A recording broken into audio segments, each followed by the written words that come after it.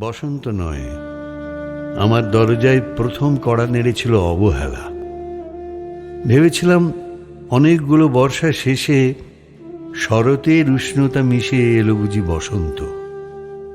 দরজা খুলে দেখি আমাকে ভালোবেসে এসেছে অবহেলা।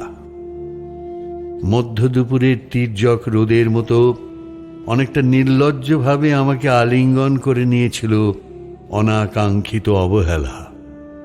আমি চারপাশে তাকিয়ে দেখেছিলাম আমার দিন দশায় কারো করুণা বা আরতি পেখম ছড়িয়ে আছে কি না। ছিল না। বৃষ্টিহীন জনপদে খড়খড়ের রোদ যেমন দস্যুর মতো অদমনীয়, তেমনি অবহেলাও আমাকে আগলে রেখেছিল নির্মোহ নিঃসংকোচিত।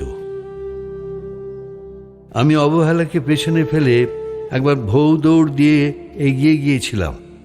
তখন দেখি আমার সামনে কলহাস্যে দাঁড়িয়েছে উপেক্ষা।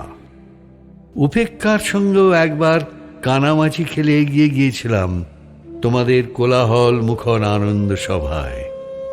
কি মিলেছিল? ঠোঁট উল্টানো ভর্ৎসনা আর অভিশপ্ত অনুরার মতো।